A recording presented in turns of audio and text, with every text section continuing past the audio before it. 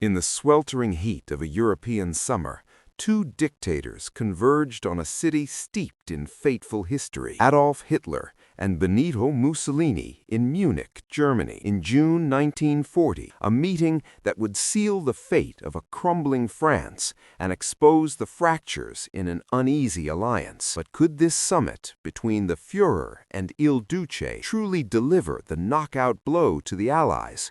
Or would it reveal the hollow core of fascist ambition? As the world held its breath, the echoes of marching boots and the roar of panzer engines reverberated across the continent. It was June 18, 1940, in Munich, the same city where just 2 years earlier the Munich Agreement had promised peace but delivered only prelude to war. Now, with German forces poised at the gates of Paris, Hitler summoned Mussolini to discuss the armistice terms with a defeated France. Involved were the elite minds of the Axis. Hitler, flanked by his high command, including Foreign Minister Joachim von Ribbentrop, and Mussolini, accompanied by his son-in-law and Foreign Minister Count Ciano. The stakes were immense. The future of Europe hung in the balance. To understand this pivotal encounter, we must step back into the whirlwind of 1940. Adolf Hitler, the iron-willed Führer of Nazi Germany, had unleashed blitzkrieg upon Western Europe. Born in Austria in 1889,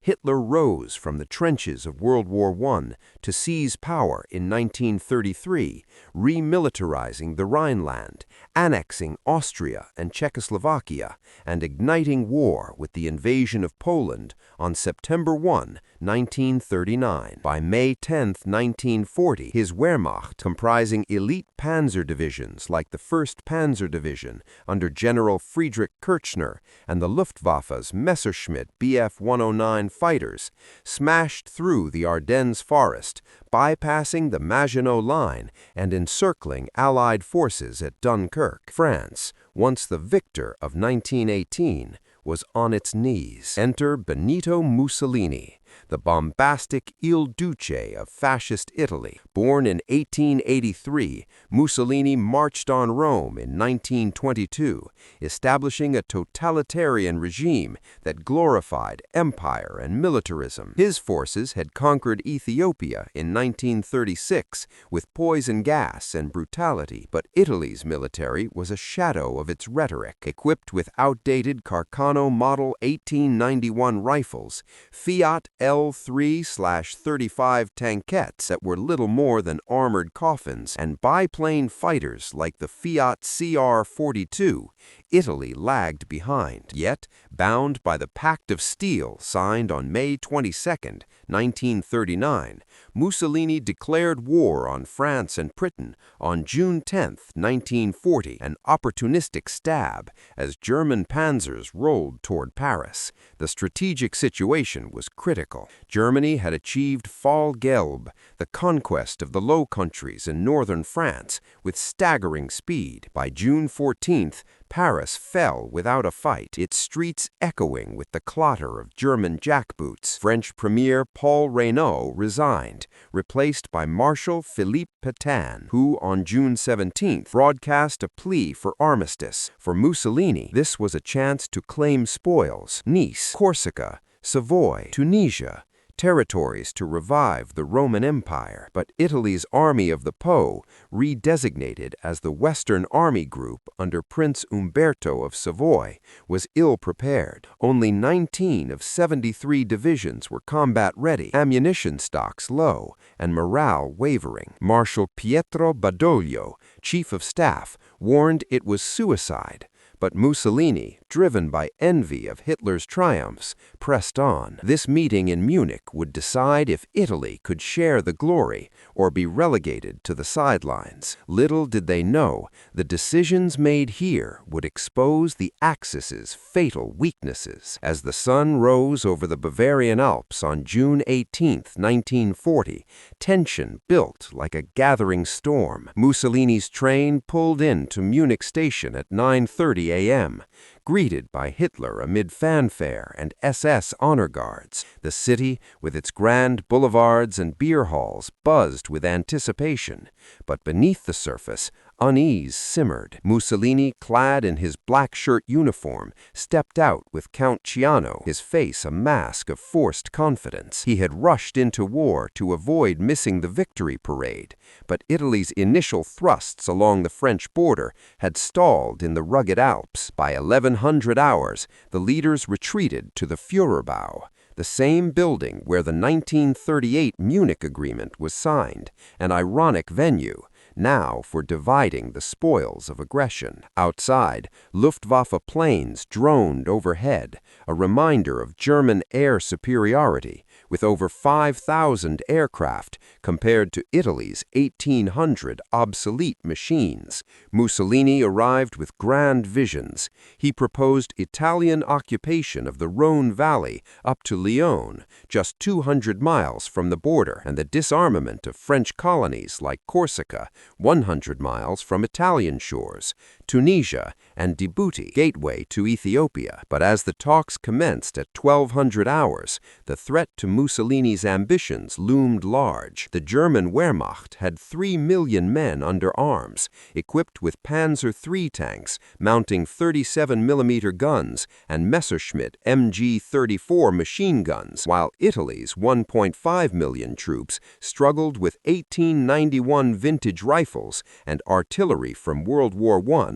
Reports from the front trickled in. Italian Alpini troops, elite units like the 1st Alpine Division Taurinci, faced bitter cold in high passes, temperatures dropping to freezing even in June, with snowdrifts blocking paths. Frostbite gnawed at fingers and toes, clad in cardboard-soled boots unsuited for the terrain. By 1400 hours, the discussions intensified. Mussolini, pacing the room, demanded total French capitulation, envisioning Italian legions marching into Marseille. He cited his forces' readiness.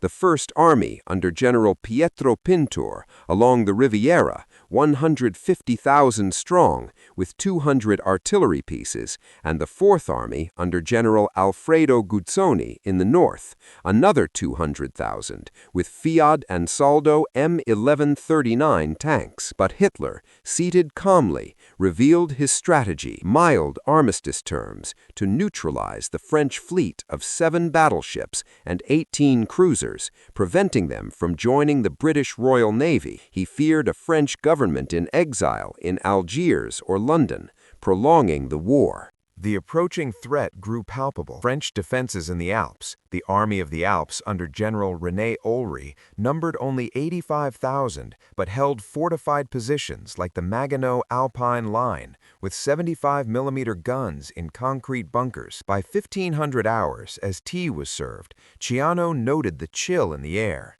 Not just the room's draft, but Hitler's dismissal. Mussolini's dreams of empire clashed with Hitler's pragmatism. Outside, the distant rumble of trains carrying Wehrmacht reinforcements southward echoed like thunder. For 3 tense hours, arguments flew. Mussolini pushed for 500 miles of territorial gains. Hitler countered with minimal concessions to keep Vichy France as a buffer. Sensory details assaulted the senses: the acrid smoke of cigars, the sharp clink of porcelain, the weight of maps showing German advances from Sedan, 150 miles in days, to the Swiss border. Fear gripped Mussolini. He confided to Ciano his embarrassment at Italy's paltry contributions. What happened next would become legendary in the annals of Axis discord. The crisis peaked in the late afternoon as the Munich sun dipped lower. Everything seemed lost for Mussolini's vision of grandeur. At 1600 hours, Hitler laid out the impossible situation.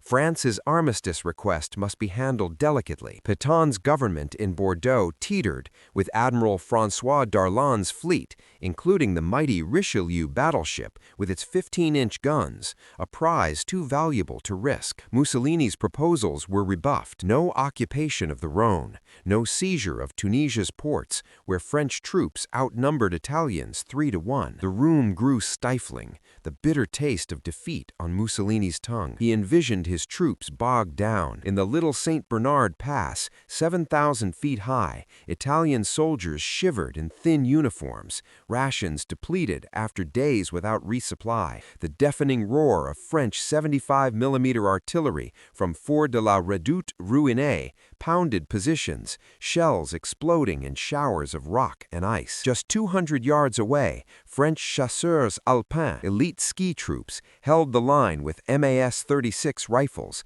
and Hotchkiss machine guns, their breaths fogging in the cold. Mussolini felt the weight of command crush him. Badoglio's warnings echoed. "We have no arms, no planes, no tanks." Italy's Air Force, the Regia Aeronautica, flew 1,337 sorties, but lost 24 planes to De Wettin D-520 fighters, their cannons ripping through fabric-covered wings. On the ground, advances stalled. At Menton, the coastal town, Italian infantry charged under withering fire, bodies piling in the olive groves, scented with blood and cordite. Against impossible odds, the crisis deepened. Ciano scribbled in his diary, "Mussolini is very embarrassed. The Duce saw his empire slip away. No glory, only the human cost. Soldiers like Private Giovanni Rossi, a fictional composite of many, clutching his outdated rifle, fear gripping his heart, as avalanches triggered by artillery buried comrades alive. The sheer determination of French defenders, outnumbered 7-1 in sectors, turned the Alps into a frozen hell. For Mussolini, this was the moment of truth. His alliance with Hitler, once a pact of equals, now exposed as subservience. Everything hung by a thread. Then came the turning point, a heroic decision, or rather a calculated one, that shifted the tide. At 1600 hours, as shadows lengthened in the Führerbau, Hitler made his stand. Against Mussolini's pleas, he opted for leniency, an armistice dividing France into occupied and unoccupied zones, with Vichy under Pétain. No total surrender, no Italian overreach. But in a twist, Hitler allowed Italy a separate armistice, signed in Rome on June 24th, granting a demilitarized zone and minor gains. This unexpected solution overcame the odds. Mussolini, though humiliated, seized the moment to launch his invasion on June 21st. 3 days later, Italian forces, fueled by sheer determination, pushed forward. In the Tarentaise Valley, the 1st Alpine Division advanced 2 miles under hail of bullets, capturing Belcombe Pass, despite frostbite claiming 20% of troops. On the Riviera, the 5th Infantry Division, Coseria, stormed Menton, their bayonets fixed amid the salty sea breeze and crack of rifles. The triumph of human spirit shone through. Commanders like General Giovanni Messe rallied men with speeches for Rome, for the Duce. Engineers bridged ravines under fire. Medics dragged wounded through snow, their hands numb from cold. Against fortified positions, Italian artillery, 772 guns, bombarded Briançoni's forts, silencing French batteries after intense duels. What seemed lost became a foothold, however small. Little did they know, this decision would etch their names in history. The resolution came swiftly, but at great cost. The armistice with Germany was signed on June 22nd in Compiègne, the same railcar as 1918, Hitler's revenge. Italy's followed on June 24th in Rome, with General Charles Hunziker signing for France. Outcomes: Italy gained Menton, a dozen Alpine hamlets, and a 30-mile demilitarized zone.